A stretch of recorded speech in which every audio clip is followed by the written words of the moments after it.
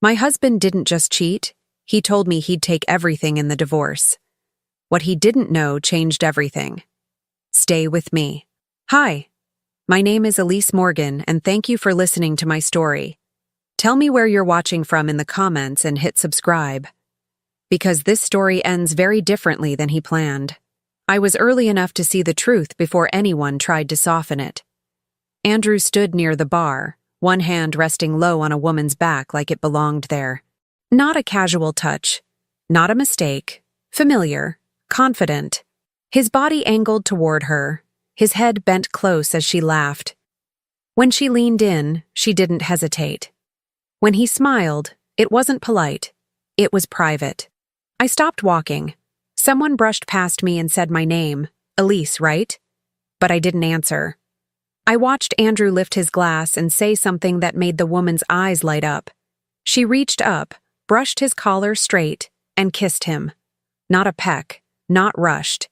A kiss that assumed permission. The room didn't spin. My heart didn't race. Everything went very still, like the moment right before glass shatters. I took one step forward, then another. Andrew saw me halfway across the room. I watched the exact second recognition hit his face. The pause, the calculation, the decision. He didn't pull away from her. That was the part that hurt the most. "Elise?" he said, like he was greeting me at a grocery store. "You're early." A few heads turned. The woman beside him stiffened but didn't move. She looked at me, then back at him, waiting to be introduced. I stood there with my purse still on my shoulder, coat still on, my life split clean down the middle. "Who is this?" I asked. Andrew exhaled, already irritated. "We're doing this now?" "Who is this?" I repeated louder. Silence spread outward. People pretended not to listen while leaning in anyway. I could feel the room rearranging itself around us. The woman pulled her hand back slowly. "Andrew?" He glanced at her. "It's fine. Fine." "This is my wife," he said finally, looking at me. Not apologetic, not embarrassed, almost annoyed. "Elise." The woman's face drained of color. "You said you were separated." Andrew didn't even look at her when he answered. "We are, practically." My hands clenched. "We live in the same house."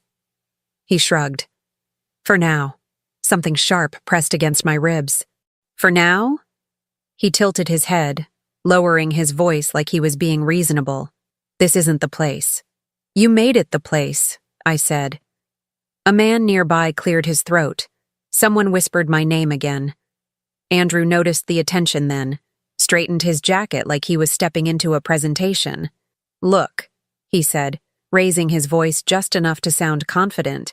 "I didn't plan to tell you like this, but pretending isn't helping anyone. I've moved on." The woman took a step back. Andrew didn't follow her. "You're humiliating me," I said. He laughed softly. "You're doing that to yourself." That sound, his laugh, cut deeper than the kiss. "After everything I gave you," I said. "After 15 years. Here we go," he muttered. "After I supported you when you had nothing," I continued, my voice steady in a way that surprised even me. "You decide this is how you end it?" Andrew leaned in, eyes cold. "I ended it a long time ago. You just didn't notice." There it was. The woman turned and walked away without another word. Andrew didn't watch her go. He watched me instead, like this was the confrontation he'd been waiting for. "You think you're going to make this ugly," he said quietly. "Go ahead. I've already talked to a lawyer." A few people gasped. Someone actually gasped. "I'll take everything in the divorce," he went on. "The house, the accounts. You won't have the money or the energy to fight me." I stared at him, searching for the man I married. The one who held my hand in hospital corridors. The one who promised he'd never embarrass me like his father embarrassed his mother. All I saw was someone who thought he'd already won. "I know how this works," he added, voice low and sure. "And you don't." Something inside me went quiet. Not numb. Focused. I nodded once. "Okay." That surprised him. "Okay?" I reached up, unclipped the necklace he gave me years ago, and placed it on the bar between us. "You won't hear from me again tonight." "Elise?" he said sharply. "Don't be dramatic." I picked up my purse. "You just told a room full of people you plan to destroy me. I'm listening." I turned. My legs felt solid beneath me. Each step toward the door felt deliberate, controlled, like I was reclaiming something with every stride. Behind me, Andrew called my name. Louder this time. A warning edge creeping in. I didn't turn around. The night air hit my face as I stepped outside. I stood there for a moment, breathing, listening to the door close behind me. My reflection stared back at me from the dark glass, eyes clear, jaw set. He thought humiliation was the end of me. He was wrong. I opened my car door, sat down, and gripped the steering wheel until my knuckles went white. I wasn't leaving broken. I was leaving prepared. And I would make sure Andrew Morgan learned exactly what happens when you mistake a woman's silence for surrender.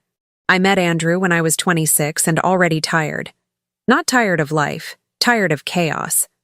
I wanted stability, predictability, something that didn't require me to constantly clean up someone else's mess. Andrew came into my life at a moment when I had just been promoted and was finally breathing financially. He noticed that. He liked that about me. He told me he admired how grounded I was. What he really meant was that I made things easier.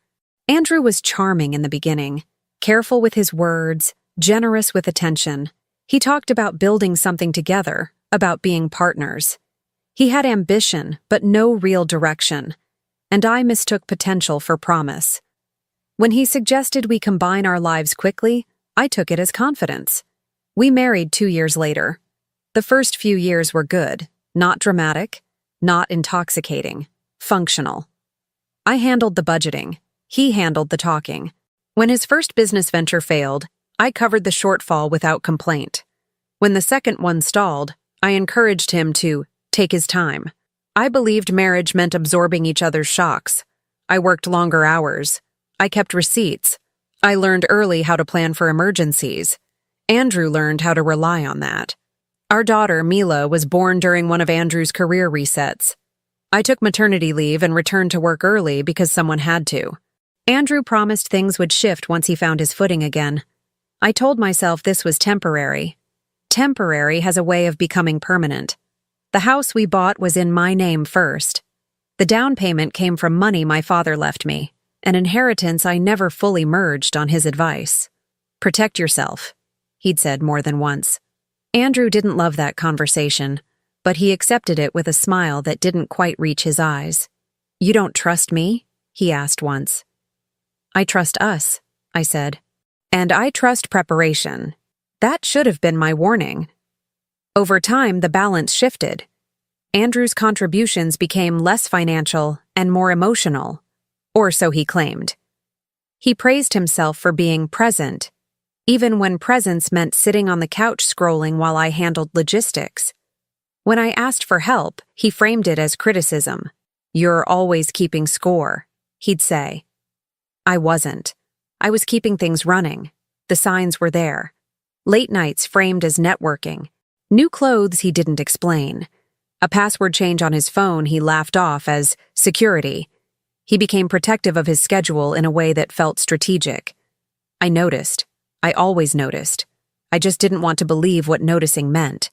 The real shift happened 3 years ago, when Andrew insisted we move some accounts under his control for tax reasons. I agreed to a partial restructure, but not everything. I kept my inheritance separate.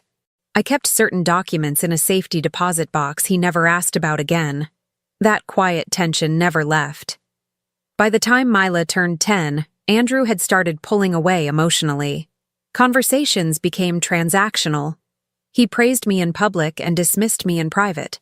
He talked about feeling stuck, like our life was something happening to him instead of something he'd built. Then there were the absences. Missed dinners. Work trips that didn't line up. Calls answered outside. A scent on his jacket that wasn't mine. I told myself I needed proof before I accused him. I told myself I was being paranoid. I wasn't paranoid. I was delaying pain. The confirmation didn't come from a stranger or a receipt. It came from Renee, my closest friend since college. The kind of woman who doesn't dramatize and never speaks without weighing consequences. She came over the morning after the restaurant. She didn't sit down at first. "I saw them," she said quietly. My chest tightened. "Where?" "2 weeks ago, at the hotel near Legacy West. I thought you knew." The room felt smaller. "You're sure?" Renee nodded. He introduced her as someone important. Important. I closed my eyes. Every unexplained absence lined up. Every defensive reaction found its context. This wasn't a mistake. It was a parallel life. "He's been planning this," Renee added. "The money talk, the lawyer threat. He thinks you're unprotected."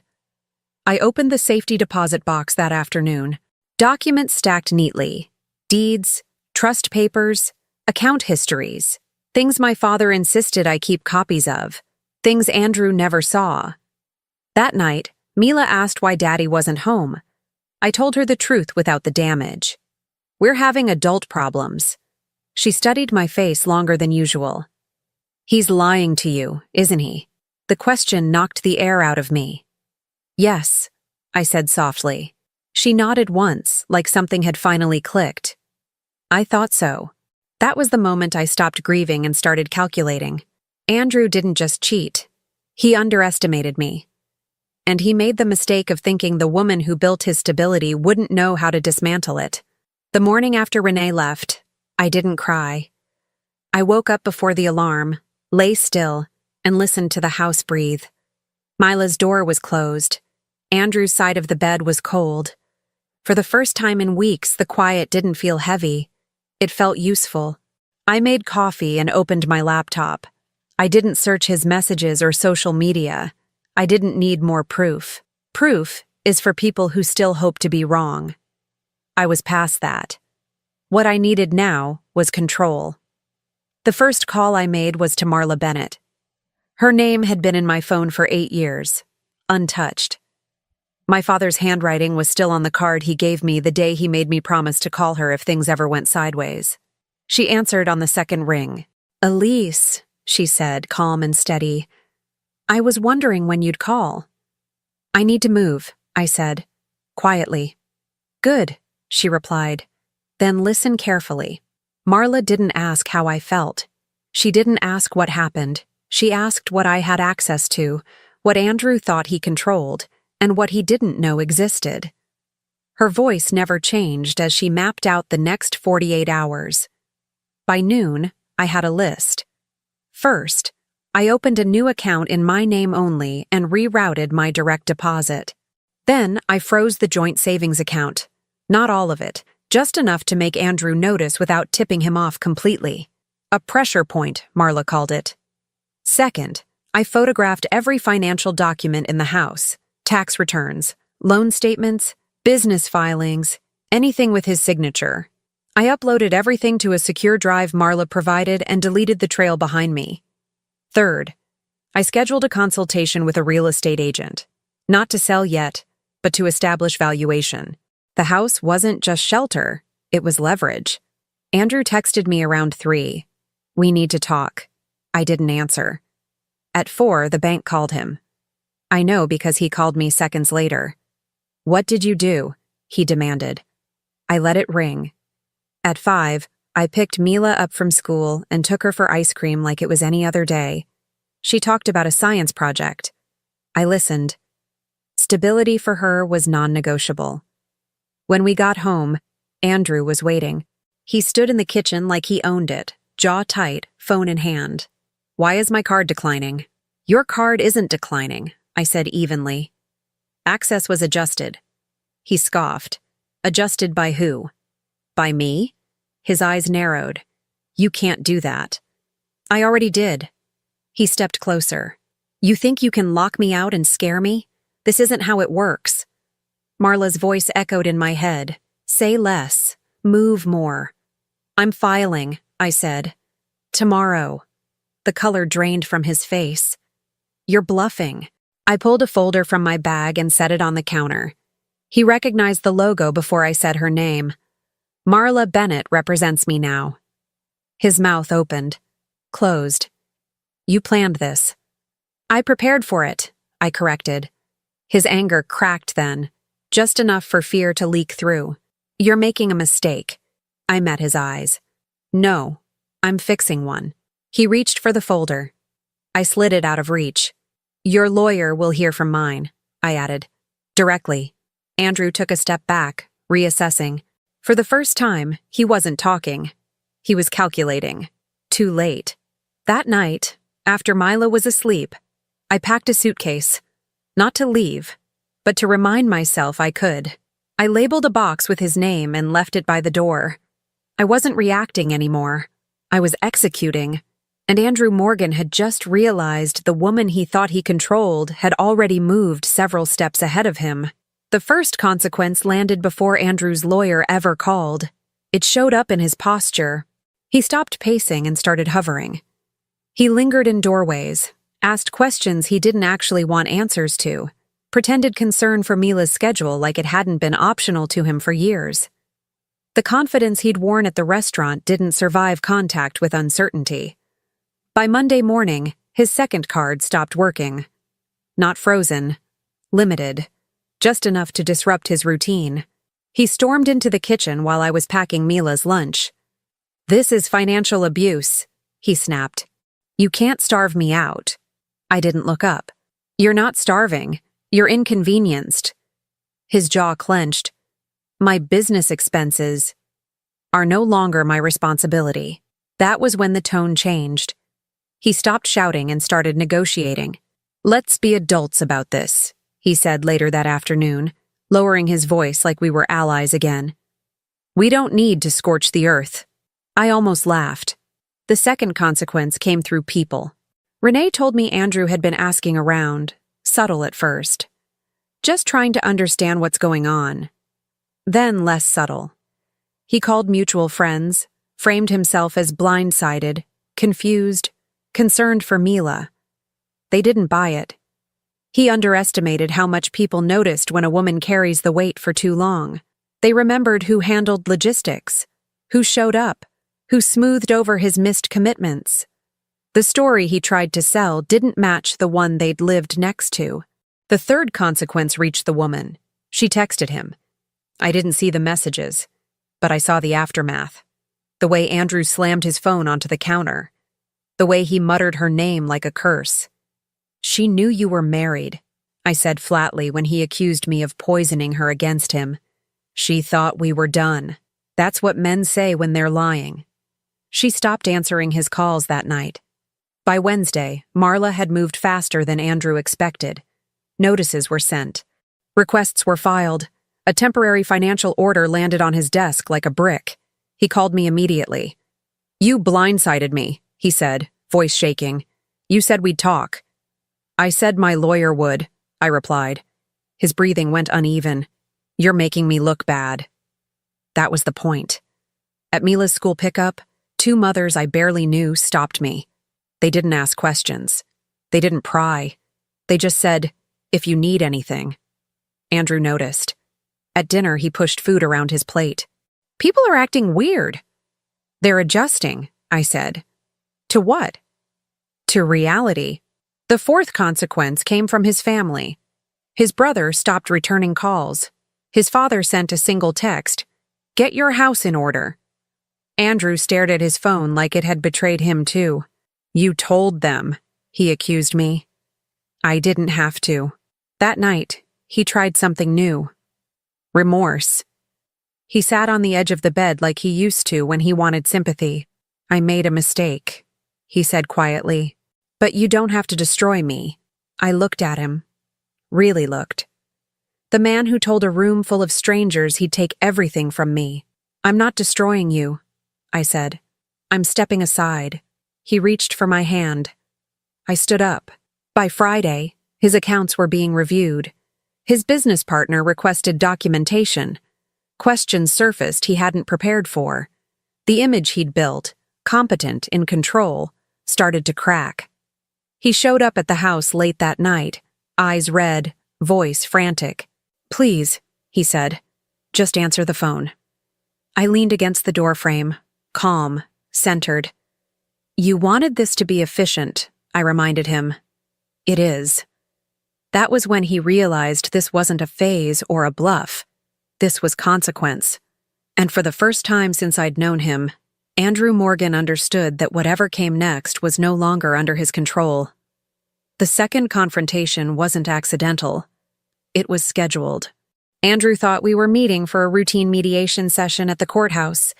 A procedural step, quiet, controlled, handled behind closed doors. He arrived dressed carefully, the way men do when they want to look reasonable. He even brought a coffee for me, like muscle memory could soften reality. What he didn't know was that Marla had advised me to arrive early, and to wait.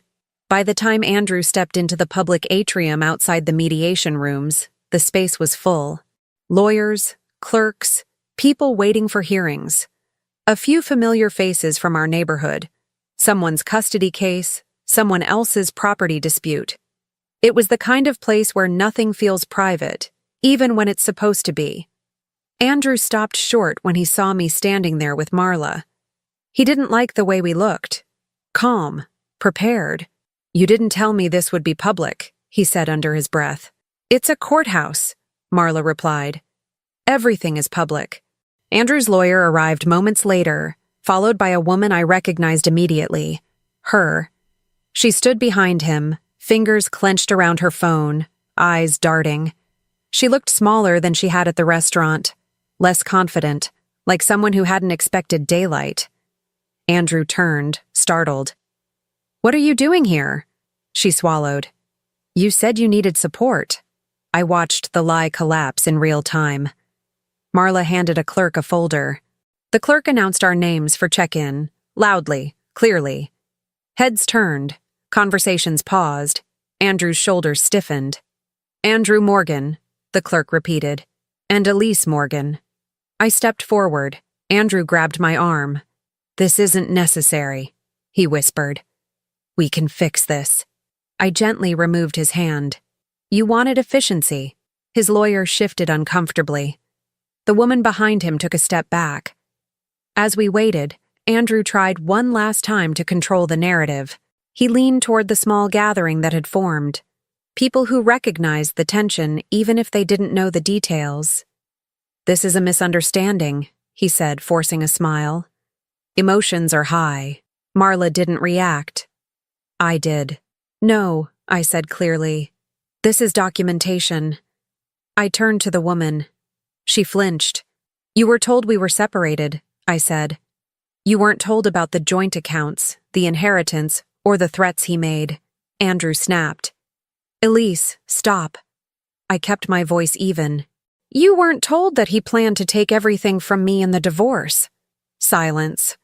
Someone behind us inhaled sharply. The woman's face crumpled. You said... Andrew cut her off. This is not the time. It is, Marla said. She handed Andrew's lawyer a copy of the filing, itemized, time-stamped, undeniable. The lawyer's expression shifted from confidence to concern. Andrew read the first page, then the second. What is this? He hissed. A record, Marla said, of your financial representations. The woman took another step back. You told me you were broke because of her. Andrew turned on her. You don't understand? She shook her head. No, I do now. She looked at me, eyes wet. I'm sorry. Then she walked away. Not dramatically, not loudly. Final. Andrew watched her leave, his mouth opening like he might chase her. He didn't. He knew which audience mattered more now. People were watching. A man near the benches whispered something to his partner. A clerk paused mid-step. Andrew's lawyer leaned in and murmured urgently. Andrew straightened, tried to recover. This doesn't change anything, he said loudly. I'll still take what's mine. I looked at him for a long moment. Then I said the line Marla and I had rehearsed, but I delivered it differently than we planned. You can't take what was never yours, I said. And now everyone here knows you tried. The words landed like a dropped glass. Andrew's face flushed. His lawyer closed the folder with a sharp snap. The clerk called our names again. This time, Andrew didn't argue. He followed us down the hallway, head lowered, the space around him suddenly too open, too exposed. The story spread before we even entered the room. By the time we sat down for mediation, Andrew Morgan was no longer the man who thought he'd win quietly. He was the man people had just watched lose control in public. Again. Andrew didn't disappear after the courthouse. He tried to rewrite the ending. The shift was immediate. He stopped calling me and started posting, carefully worded statements framed as concern for privacy and family stability. He told anyone who would listen that the situation was being mischaracterized, that emotions were high, that lawyers were inflaming something that should have stayed personal. He liked the word misunderstanding. What he didn't like was silence. I didn't respond. I didn't correct him. I let the vacuum do its work. Within days, his version of events began circulating in half-truths. He hinted that I was unstable, that I was controlling, that I'd cut him off financially without warning. He never denied the affair outright. He just blurred it. People noticed. Marla noticed first. She called me early one morning. "He's pushing a narrative," she said. "That means he's scared." "What do we do?" I asked. "We show patterns," she replied. Not moments. That afternoon, she filed a supplemental disclosure. Dry, factual, devastating. A timeline of account movements, email records, signed documents that contradicted Andrew's claims point by point. Nothing dramatic, nothing emotional. Receipts. Andrew's lawyer requested a delay. Then another. Andrew requested a meeting. I declined. The backlash didn't start with strangers. It started with people who knew him. His business partner called me directly. "We're getting inquiries," he said carefully, "about Andrew's financial representations." "What did you tell them?" I asked. "The truth," he said. "And now we're auditing everything." Andrew's professional credibility cracked under scrutiny. The stories he'd told, about being drained, about being sidelined, didn't survive documentation. He'd been comfortable letting me carry the numbers while he carried the narrative. Now the numbers were speaking. Someone posted a screenshot Andrew didn't know existed, an email he'd sent months earlier complaining about being stuck and owed more after I refused to merge my inheritance. No commentary, no caption, just context. The post spread quietly at first, then faster. Andrew panicked. He called me late one night from an unfamiliar number. "You're letting people ruin me," he said, voice tight. "Call them off." "I didn't send anything," I replied truthfully. "But you could stop it." "I won't," I said. His tone shifted. "You're enjoying this?" "No," I said. "I'm finishing it." The woman resurfaced briefly, posting vague lines about betrayal and manipulation, deleting them, reposting again. She never named him. She didn't have to. People filled in the blanks. Andrew's attempts to defend himself made things worse. Every explanation contradicted the last. Every denial created a new thread of questions. The internet doesn't need certainty. It needs inconsistency. And Andrew provided plenty. Marla advised restraint. "Let him talk," she said. "Every word narrows his options." At school pickup, parents stopped making eye contact with him. Invitations dried up. A charity board he sat on quietly asked him to step back until matters resolved. Resolved never came. His lawyer withdrew. That was the moment Andrew lost the room. He showed up at the house unannounced the next morning, unshaven, eyes ringed with exhaustion. "They're tearing me apart," he said, pacing. "You have to say something." "I already did," I replied. "When?" "When I told the truth to the court." He stopped pacing. "You leaked those emails." "No," I said. "You sent them." He stared at me, finally understanding the scope of what he'd built and what it cost to maintain. The escalation wasn't loud. It was cumulative. A canceled contract, a postponed partnership, a friend who stopped answering, a family member who asked for space, each loss small on its own. Together. Suffocating. Andrew tried to pivot. He posted a final statement about accountability and growth. He turned comments off. Too late felt generous. By the end of the week, his name meant something different than it used to. Not infamous. Worse. Unreliable. He called me one last time, voice hollow. "What do you want?" I thought about it. "I want you to stop pretending this happened to you," I said. It didn't. I hung up before he could respond. The escalation had done its job. Andrew Morgan wasn't just exposed. He was finished explaining himself. The collapse didn't happen all at once.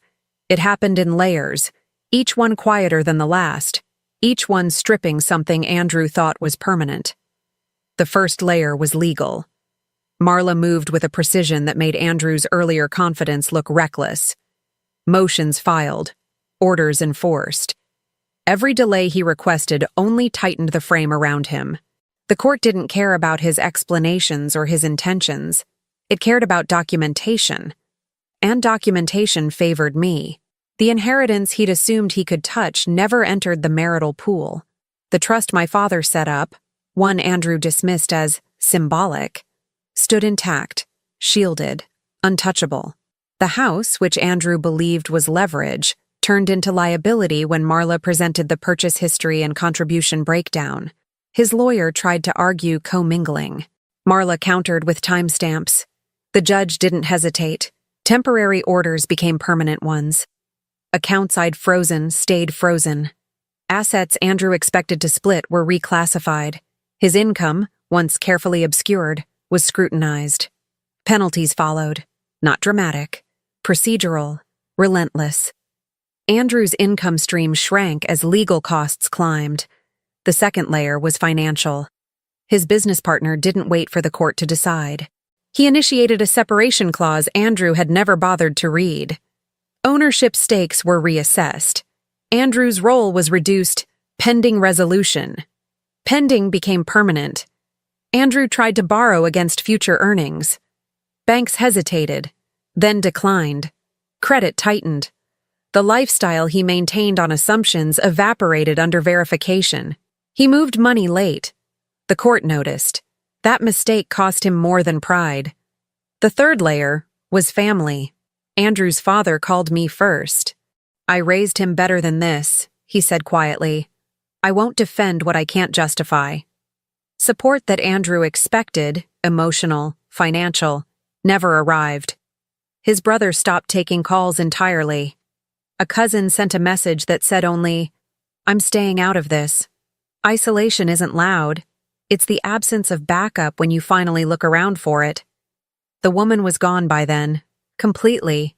No messages, no posts, no sightings. She didn't resurface in Andrew's narrative again, which told me everything I needed to know about how disposable she'd always been. Andrew moved out of the house 2 weeks later. Not ceremoniously, not angrily. Quietly. I watched from the window as he loaded his car, boxes labeled in my handwriting, the ones I'd set aside that first night. He paused once, like he might look back. He didn't. He rented a short-term place on the edge of town. Downsized. Temporary became uncomfortable. Uncomfortable became humiliating. At mediation, the final terms were read aloud. Custody favored me. Not because I asked for punishment, but because stability had a paper trail. Mila stayed in her school, in her room, in her routine. Andrew nodded through it all like he was attending someone else's hearing. Then came the number. His face tightened. He objected. Weakly. The judge didn't adjust. When it was over, Andrew followed me into the hallway. "This isn't fair," he said, voice cracked. I stopped and faced him. "You told me you'd take everything." His shoulders sagged. "I didn't think—" "No," I said. "You assumed." That was the last thing I said to him that day. The fallout reached Mila differently. Andrew missed a scheduled weekend, then another. Excuses thinned. She stopped asking why. One night, she said, "He doesn't know how to be here, does he?" "No," I answered, "and that's not your fault." By the time the divorce was finalized, Andrew Morgan was unrecognizable from the man who stood in that restaurant. Not poorer in spirit, smaller in reach. He left the courthouse alone. I walked out with my daughter and my lawyer. And for the first time since the betrayal, I felt the weight shift completely off my shoulders, transferred, fairly and finally, back to the person who caused it. The last meeting wasn't ordered by the court. Andrew asked for it. The message came through Marla first, carefully phrased, overly polite, stripped of the confidence he once used like armor. He's requesting a brief private conversation. No attorneys present. He says it's important. Marla didn't tell me what to do. She didn't need to. You don't owe him closure, she said, but you're allowed to take it. I agreed to meet him in a neutral place, midday, public, predictable. A small cafe near the courthouse, the kind of place where conversations blur into background noise and nobody looks too closely unless voices rise. Andrew was already there when I arrived. He stood up too fast when he saw me, chair scraping the floor. He looked thinner. Not in a dramatic way, in a way that suggested skipped meals and restless nights. His jacket was wrinkled, his hair unstyled, the details a man forgets when he's no longer being watched. "Elise," he said, like my name still belonged to him. I nodded and sat across from him. "You said you had something to say." He swallowed. "Thank you for coming." I didn't respond. For a moment, he just stared at his hands. The silence stretched long enough to make him uncomfortable. That used to be my role. "I didn't think it would end like this," he said finally. "That's not true," I replied. "You told me exactly how you thought it would end." His jaw tightened. I was angry. "You were confident," he flinched. "I lost everything," he said quietly. "My job, my reputation. My family barely speaks to me. I'm starting over from nothing." I met his eyes. "No, you're starting over from consequence." His breath caught. "I loved you." The word hung between us, thin and brittle. "You loved what I made possible," I said. "You loved not having to worry." He leaned forward, voice dropping. "I made a mistake. I admit that now. But you didn't have to destroy me." I held his gaze. "I didn't destroy you. I stopped protecting you." That was when his composure broke. Tears filled his eyes. Not theatrical, not loud, desperate. The kind meant to trigger instinct, memory, guilt. "I don't know who I am without you," he said.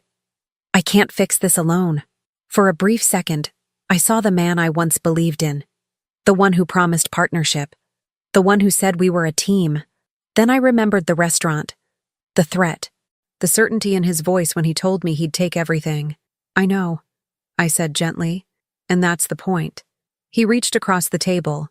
I didn't pull away, but I didn't take his hand either. "Please," he said. "Just tell me there's a way back. Even if it's not together. Just not like this." I leaned back, creating space between us. "There is no version of my future that includes managing your regret," I said. "That part of my life is over." He shook his head. "You're punishing me." "No," I said. "I'm choosing myself."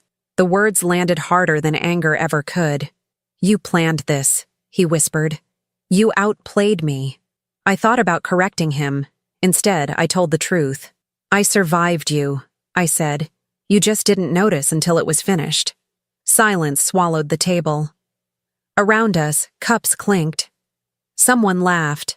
Life moved forward without regard for Andrew Morgan's collapse. "I need to know," he said finally.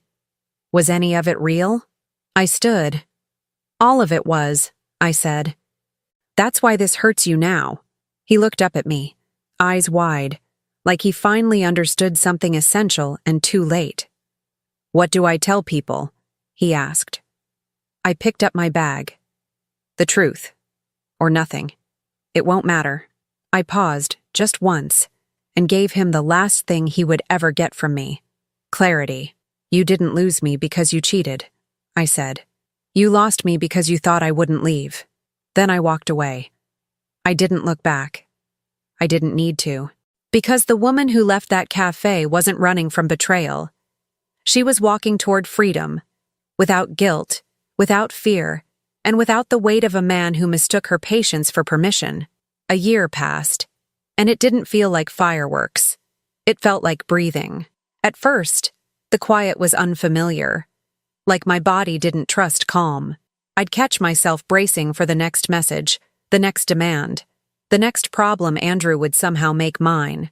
I'd wake up at 3 a.m. and listen for a car in the driveway, a door closing, a heavy sigh in the hallway. Then I'd remember, I didn't live like that anymore. The house stayed mine. Not as a trophy, as an anchor. I didn't redecorate out of spite. I changed it because it deserved to feel like a home again. I repainted the kitchen walls a soft, clean color that made morning light look warmer. I replaced the dining chairs because every time I saw them, I remembered the way Andrew used to sit. Back straight, confident, already checked out of the conversation. I moved the desk by the window and put a small plant beside it, something alive that didn't require constant rescuing. Mila noticed everything. Kids always do. At first, she walked carefully through the aftermath, like she didn't know what emotional weather the day would bring. She got quieter after the divorce, not in a broken way, in a watchful way. She measured adults the way adults measure storms. But slowly, month by month, her shoulders lowered. She stopped asking me if I was okay every time I stared at my phone. She stopped pausing mid-sentence to check my expression before continuing. One afternoon, while I was loading the dishwasher, she said, "You don't look tired all the time anymore." It hit me harder than any insult Andrew ever threw at me. I turned, tried to smile like it was nothing. "I guess I'm sleeping better." Mila shrugged, like that explained everything. "Yeah, you laugh more too." I hadn't noticed, but once she said it, I started catching it. Small moments, unforced. Laughing at something silly, she said. Laughing at a show. Laughing in the kitchen while we danced around each other making dinner. Not the performative smile I used to wear so people wouldn't ask questions. Real laughter. The kind that leaves you softer afterward. Work changed, too. Not the work itself. My job was the one thing Andrew could never take from me. But my relationship with it. I stopped saying yes out of fear. I stopped overperforming just to prove I wasn't falling apart. I started choosing projects that respected my time, my focus, my life. I negotiated without apologizing. I ended calls without guilt. I built a schedule that didn't revolve around anyone else's mood. The money felt different now. It used to feel like a safety rope I had to keep tightening because someone else kept leaning back. Now it felt like freedom. Like options. Like a door that stayed open instead of a cage I kept reinforcing. Marla's role in my life ended quietly, the way strong professionals prefer it. No dramatic goodbye, no sentimental speech. We met once in her office after everything was finalized. She handed me a folder of closing documents, neat and complete. Her expression didn't soften, but her tone did. "You protected what mattered," she said. I swallowed hard. "You did." She shook her head. "I gave you strategy. You gave yourself the courage." Then she stood, offered her hand. Businesslike, respectful, final. When I left that office, I didn't feel triumphant. I felt clean. For the first time in years, I wasn't carrying a hidden fear inside me. I wasn't waiting for the floor to shift. I wasn't negotiating with someone else's potential. I was just living. Andrew didn't disappear immediately. People like him don't vanish. They fade. At first, updates found me through mutual acquaintances, like bits of gossip that didn't know it should be embarrassed. He moved into a smaller place, then another. He started consulting because no one wanted the version of him that came with questions. He tried to rebrand himself as humbled, reflective, a man who learned hard lessons. But humility doesn't work when it's performative. He posted less over time. He showed up to fewer events. He stopped being invited. The world didn't rage at him forever. It simply recalibrated around him. That's the part people don't warn you about. Public downfall isn't always dramatic. Sometimes it's just the slow loss of relevance. I saw him once, by accident, on a weekday afternoon at a grocery store I rarely visit. He was in the frozen aisle, standing too still, comparing prices like he had all the time in the world because no one was waiting for him. His shoulders looked narrower. His hair was a little longer, a little less intentional. He wasn't destroyed exactly. He was reduced. He saw me and his face changed instantly, like he forgot for a second that I wasn't his refuge anymore. Hope flickered in his expression, quick and instinctive, like he still believed I might save him from discomfort if he looked sorry enough. I didn't flinch. I didn't harden. I didn't even feel angry. I felt distant. I nodded once, polite, neutral, the way you acknowledge a stranger who used to be someone you knew. Then I walked past him. That was the moment I understood something that surprised me. I didn't need to win anymore. I had already won the day I stopped negotiating my worth. Mila asked about him less and less. When she did, it was factual. What time is he picking me up? Are we doing school supplies this weekend? Not longing, not confusion, just logistics. One night, while we were sitting on the couch, she said, "I used to think families were supposed to feel tense." My throat tightened. "I'm sorry you thought that." She leaned into my shoulder. "It's okay. I know the difference now." That sentence, spoken calmly, like a child explaining a truth she earned too early, was the strongest proof of transformation I could have asked for. Andrew once told me I wouldn't have the energy to fight him. He was wrong about the part that mattered. I didn't fight. I chose. I chose silence over chaos, strategy over panic, documentation over emotion, boundaries over nostalgia. And every choice added up until the version of me who stood in that restaurant, humiliated in front of strangers, became a woman I could finally look at with respect. Betrayal doesn't break you because someone lies to you. It breaks you when you start believing their lie about your limits. The moment you stop believing it, really stop, your life doesn't just continue. It opens. And if there's one thing I know now, it's this. The best revenge isn't watching someone fall. It's watching yourself rise so far beyond them that their absence feels like peace. Thank you for staying with me until the end. If this story meant something to you, do me a small favor. Click the hype button and let it support stories like this reaching more people.